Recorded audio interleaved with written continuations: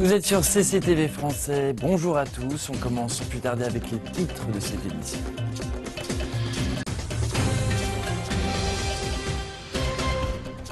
Le président chinois s'est entretenu avec le secrétaire d'État américain à Beijing. Ils ont discuté du développement des relations Chine-États-Unis. Laurent Fabius a annoncé que l'envoyé des Nations Unies en Syrie lui a dit qu'il n'inviterait pas le parti de l'Union démocratique au pourparlers de paix à Genève. Le président iranien est arrivé en France pour une visite d'État ayant pour objectif de raviver les relations commerciales du pays avec l'Occident. Peu après la décision de la Chine d'autoriser les couples mariés à avoir un second enfant, le nombre de femmes enceintes a augmenté progressivement. Le café Touba est vendu partout au Sénégal. L'appétit croissant pour la boisson faite de poivre guinéen crée des occasions d'affaires pour des entrepreneurs dans le pays.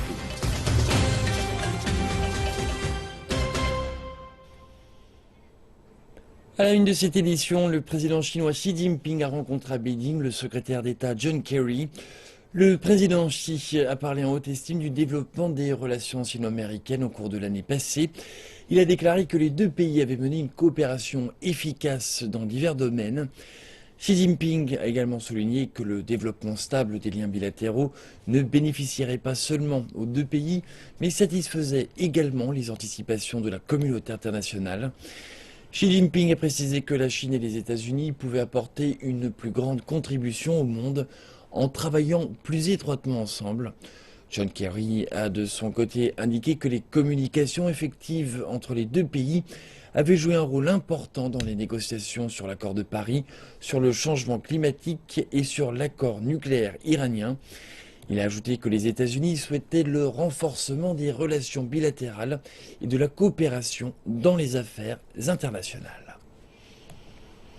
Le ministre chinois des Affaires étrangères Wang Yi et le secrétaire d'État américain John Kerry ont participé à une conférence de presse commune tenue mercredi à Beijing après des entretiens concernant la stabilité régionale.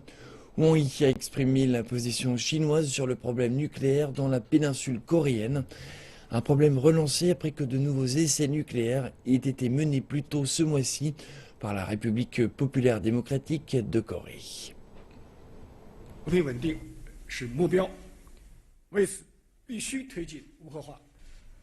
Le but est d'assurer la paix et la stabilité dans la péninsule coréenne. Pour cela, nous devons favoriser la dénucléarisation. Sans ça, il ne peut pas y avoir de tranquillité dans la péninsule et dans notre région. Pour parvenir à la dénucléarisation, nous devons nous engager sur la voie de la négociation et de la discussion. Les sanctions ne sont pas une fin en soi. L'important est de résoudre véritablement le problème. Récemment, la République populaire démocratique de Corée a conduit un autre essai nucléaire en violation des règles de l'ONU. L'objectif est de remettre le problème du nucléaire en péninsule coréenne sur la voie de la négociation. Laissez-moi insister sur le fait que les États-Unis et la Chine sont déterminés à coopérer là où il est possible de dépasser nos différences de façon constructive. Cette détermination continue de nourrir notre approche commune du problème. Wang Yi a également abordé la question de la mer de Chine méridionale en précisant que la Chine a le droit de protéger sa souveraineté territoriale dans ses eaux disputées et que Pékin et Washington doivent traiter du sujet d'une manière constructive. Pour sa part, John Kerry a exprimé sa volonté de coopérer avec la Chine sur des sujets majeurs tels que la lutte contre l'extrémisme, le changement climatique et le programme nucléaire iranien. John Kerry a entamé mardi une visite de 2 jours en Chine. Beaucoup voient dans cette visite un moyen d'approfondir la confiance mutuelle stratégique entre Pékin et Washington. Le ministre français des Affaires étrangères Laurent Fabius a annoncé que l'envoyé des Nations Unies en Syrie lui a dit qu'il n'inviterait pas le parti de l'Union démocratique au pourparlers de paix à Genève. Le parti de l'Union démocratique est le parti kurde le plus puissant de la Syrie. Il ne fait pas partie du comité de négociation et la Turquie a annoncé qu'elle boycotterait les discussions si le parti kurde était invité. Entre-temps, Laurent Fabius a déclaré qu'un groupe d'opposition formé à Riyad mènerait les négociations, même si d'autres opposants pourraient aussi être présents. Les discussions sont prévues pour vendredi après avoir été repoussées lundi dernier à cause d'une difficulté à choisir un représentant pour l'opposition. C'est la dernière tentative internationale de mettre fin au conflit syrien qui a fait plus de 260 000 morts depuis qu'il a commencé, après les manifestations anti-gouvernementales de mars 2011. Une Israélienne poignardée et tuée par 2 Palestiniens dans une colonie de Cisjordanie a été enterrée mardi.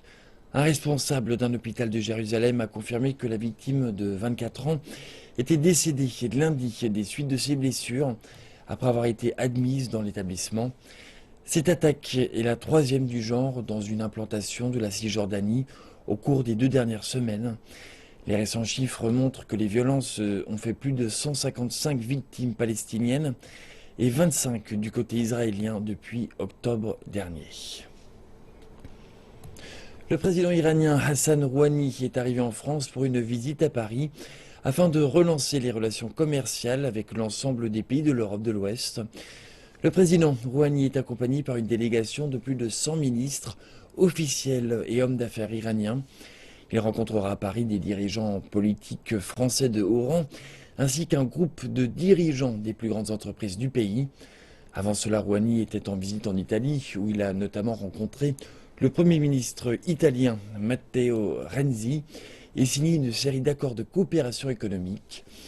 Cette tournée européenne est la première du genre après la fin des sanctions contre le programme nucléaire iranien ayant pris effet en début d'année.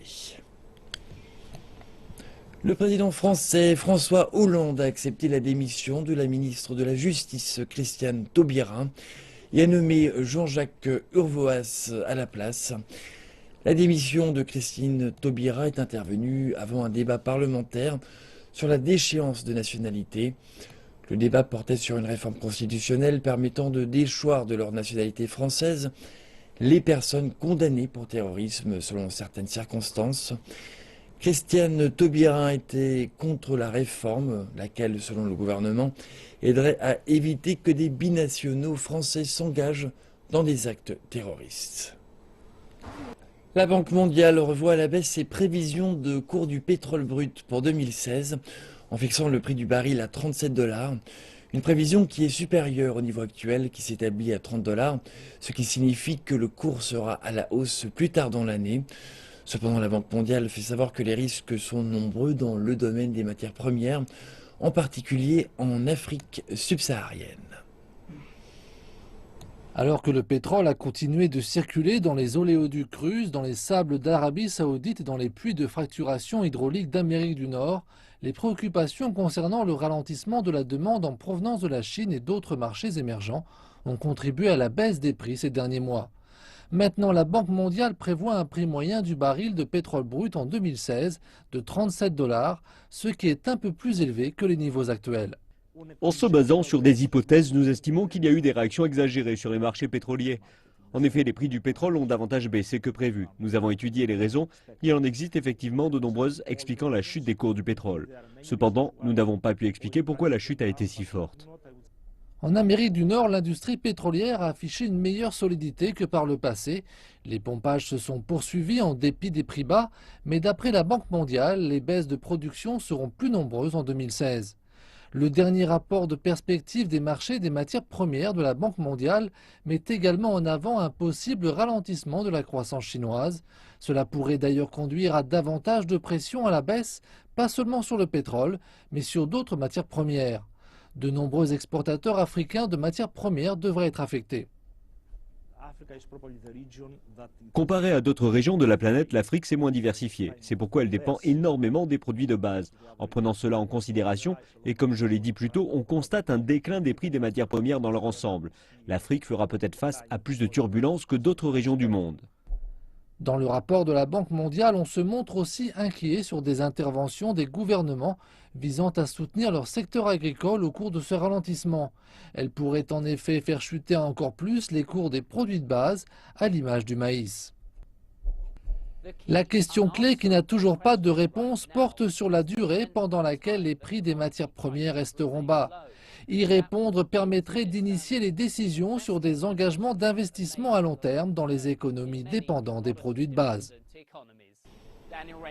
Le gouvernement chinois a dévoilé un projet de règlement très contraignant portant sur l'industrie des prêts pair à pair, ce qu'on appelle aussi le P2P.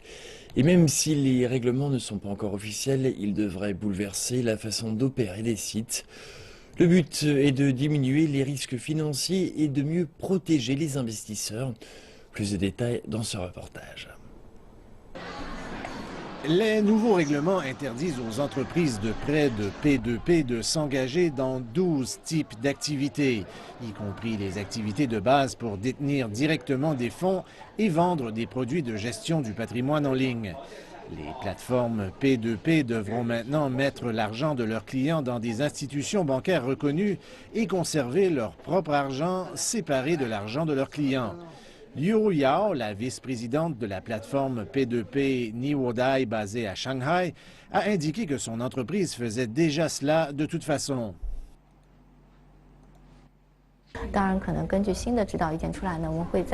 Selon les nouvelles directives, nous ferons quelques ajustements en ce qui concerne la divulgation de l'information. Il y aura plus de détails.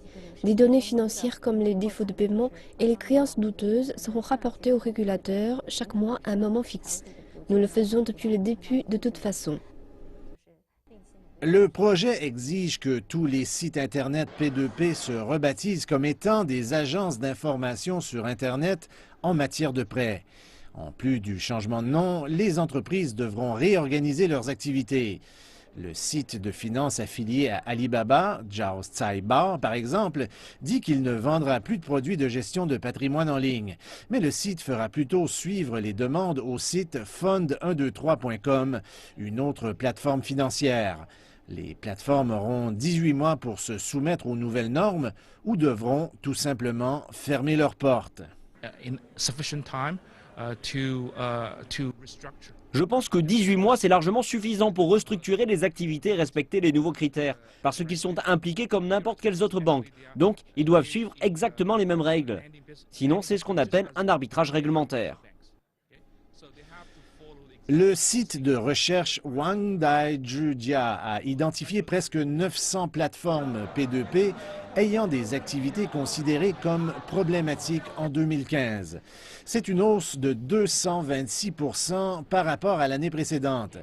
Les sociétés de paiement se préparent déjà à un remaniement majeur dans l'industrie.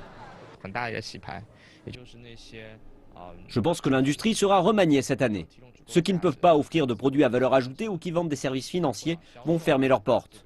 Les autorités réglementaires tentent clairement de redéfinir les activités des plateformes P2P en sites d'information plutôt que de véritables créanciers. Madame Liu de chez Niwodai pense que l'entreprise continuera ses activités cette année en développant de nouvelles activités. Étant donné le contexte, l'entreprise n'a pas vraiment d'autre choix. Le rush de la fête du printemps a débuté ce week-end et ce sont près de 2,9 milliards de déplacements qui seront accomplis par le biais des transports publics durant cette période. Et pour la première fois de l'histoire, certains habitants rentreront chez eux en effectuant du covoiturage avec des étrangers. Zhang Yu vit à Shanghai et comme d'habitude, compte visiter de nouvelles villes durant les vacances de la fête du printemps. Cette fois, il pourrait avoir de la compagnie cependant, alors qu'il vient de découvrir un nouveau service proposant de voyager avec d'autres personnes. Ce serait bien si je pouvais partager mon véhicule pour ramener les gens chez eux et gagner un peu d'argent pour les frais d'essence. Je ne m'attends pas à gagner beaucoup d'argent. Si l'argent peut couvrir 80% des coûts de l'essence, je serais très heureux. Le service a été lancé par la plus importante application de covoiturage de Chine, Didi Chuxing. Cela permet aux gens de poster et de réserver leur voyage jusqu'à 30 jours avant le départ. Les conducteurs et les passagers se choisissent l'un l'autre sur la plateforme de Didi. Le coût des voyages à courte distance, tel qu'allant de Shanghai vers Suzhou, est légèrement plus élevé qu'un ticket de train à grande vitesse, mais moins cher qu'un trajet à longue distance, comme de Shanghai à Beijing. L'entreprise est très optimiste quant à cette idée. Dans le passé, les gens achetaient des tickets de train, d'avion ou de bus. Mais que faire s'ils sont tous vendus? Cette année, nous fournissons une nouvelle solution. Nous estimons que davantage de personnes vont utiliser notre service à compter de dimanche et le début du rush. Jusqu'à présent, les principales réservations viennent de Beijing, Shanghai, Guangzhou et des grandes villes de second tiers.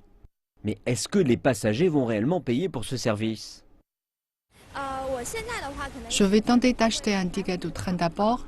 S'il y en a plus, j'essaierai cette application. Je pense que c'est un peu inhabituel de partager un véhicule avec un étranger. S'il y a des problèmes en matière de sécurité ou des différends, alors ce ne sera pas une bonne chose. Le ministère chinois des Communications a déclaré qu'il accueillait ce mode de partage de véhicules pour le pic de voyage durant la fête du printemps, à condition que les plateformes Internet le fournissent sans charger d'autres conducteurs ou passagers. Peu après la décision de la Chine d'autoriser les couples mariés à avoir un second enfant, le nombre de femmes enceintes ou qui pensent avoir un deuxième enfant augmente progressivement. À Taiyuan, par exemple, la capitale de la province du Shanxi, dans le nord du pays, les médecins et les infirmières font leur possible pour répondre au nombre grandissant de patients. Nous sommes à l'hôpital de soins de santé maternelle et infantile de Taiyuan. Ici, les médecins déclarent avoir vu plus souvent que d'ordinaire des femmes enceintes venir pour des consultations. En raison de concepts traditionnels, de nombreuses femmes chinoises ont évité d'avoir un enfant l'an dernier, car c'était l'année du mouton.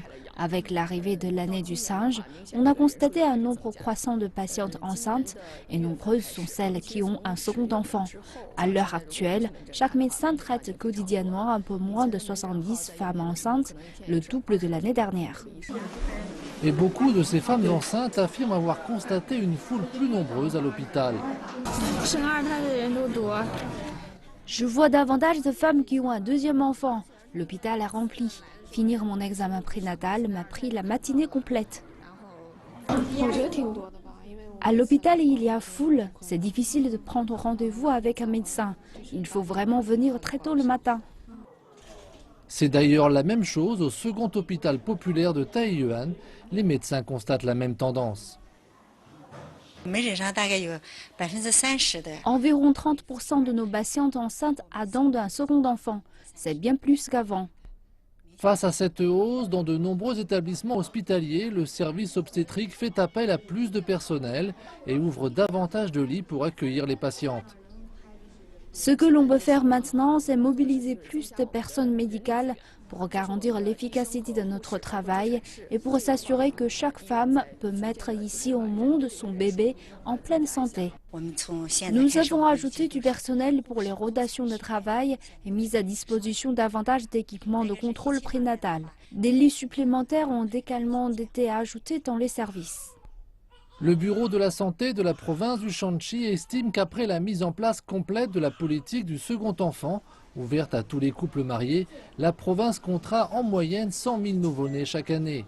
Mais les médecins mettent aussi en garde contre les risques élevés de grossesse à un âge avancé. Les femmes ayant plus de 35 ans et qui prévoient d'avoir un second enfant sont encouragées à consulter un médecin et à réaliser un bilan de santé avant leur grossesse. Le café Touba est vendu partout au Sénégal, dans les rues, sur les marchés et même lors des cérémonies religieuses. L'appétit croissant pour la boisson faite de poivre guinéen ou de poivre noir africain excite non seulement les papilles gustatives, mais elle crée aussi des occasions d'affaires pour des entrepreneurs dans le pays. Reportage. Le prix d'une tasse de café Touba varie selon les emplacements, de 50 à 100 francs CFA. Et cette boisson chaude a eu un grand impact dans la vie de beaucoup de jeunes personnes au Sénégal. Nous faisons ici un café Touba de grande qualité. Chaque jour, nous faisons l'équivalent de 25 kg de café avec 8 litres par kilogramme. Je peux faire entre 120 et 160 $ de bénéfices chaque jour. De toute façon, les affaires vont très bien et j'ai l'intention d'investir dans un autre projet rentable comme celui-ci qui emploiera plus de jeunes. Avec l'argent que je fais, je peux m'occuper de ma femme, payer les études de mes 2 enfants et aussi économiser. Mais nous devons reconnaître que c'est une activité très difficile parce que la préparation du café Touba exige beaucoup de temps. Nous le faisons aussi par passion parce que c'est un endroit où la communauté se réunit. Le célèbre café Touba est servi dans de petites tasses en plastique ou dans des verres à café. Sa consommation a augmenté au point que les ventes de café soluble ont diminué dans plusieurs régions. Il s'étend maintenant à l'extérieur du pays. En Guinée-Bissau, par exemple, le café Touba devient lentement la boisson la plus populaire du pays. Les cafés Touba dans la capitale du Sénégal, Dakar, sont ouverts jour et nuit. La boisson est préparée en utilisant un filtre tout à fait semblable au café ordinaire. Un peu de sucre est souvent ajouté. Tafa Dieng, un jeune vendeur sénégalais, se réveille tous les jours avant l'aube pour préparer le café et servir ses premiers clients qui attendent déjà à 6 heures du matin. Je me réveille tôt puisque le processus de préparation est long. C'est la même chose avec le mélange du café jusqu'au moment où vient le temps d'ajouter le sucre. Le choix du café est aussi important. La couleur sombre détermine la qualité du produit.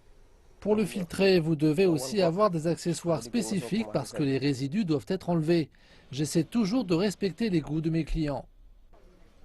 La production de café Touba est une importante source d'activité économique et de création d'emplois au Sénégal.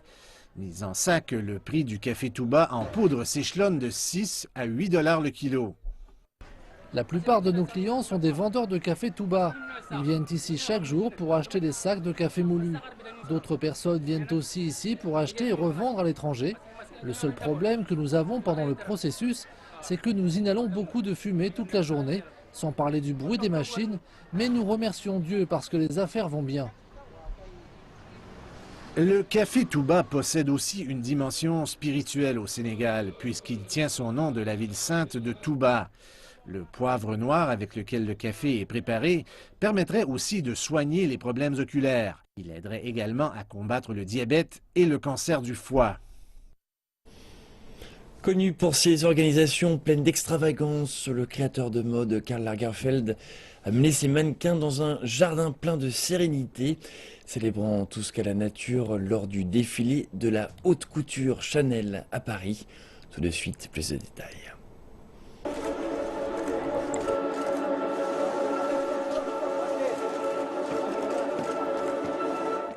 Après avoir précédemment transformé le Grand Palais en un aéroport, un supermarché et une brasserie, le vétéran de la mode, qui est la tête pensante créative de Chanel depuis 1983, a envoyé ses modèles dans une maison en bois et sur un chemin de nature bordé d'une éclatante pelouse verte. Les mannequins, avec leurs cheveux en arrière, portaient des sacs en ceinture assez grands pour y mettre des téléphones portables ou autres tablettes. Vous savez, c'est une influence d'un peu tout. Ce n'est pas comme dire « allons, faisons japonais ». Il n'y a pas de kimono, non, non, non. C'est une forme d'attitude zen de relaxation dans l'esprit moderne d'aujourd'hui.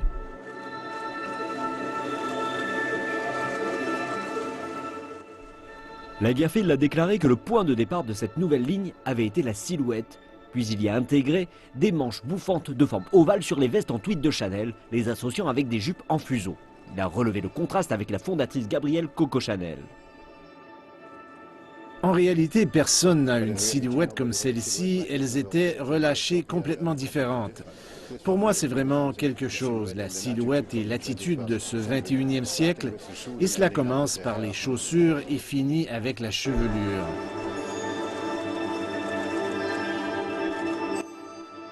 Les tenues de soirée consistaient en des robes de satin brodées et sans bretelles, ainsi que des combinaisons pantalons hauts. Le mannequin Kendall Jenner a fait une apparition sur le podium avec une longue robe plongeante. Les mannequins sont arrivés sur le podium sortant d'une grande maison de bois dont Lagerfeld a dit qu'il aurait aimé la construire pour lui-même.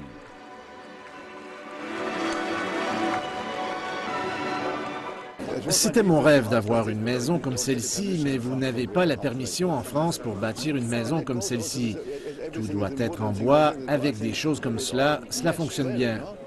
Le spectacle s'est terminé avec l'ouverture des panneaux de la maison qui ont révélé les modèles, dont Jenner et Gigi Hadid, posant sur les 3 étages de la structure. Et c'est la fin de cette édition. Merci de votre attention. Je vous retrouve tout à l'heure pour le prochain journal.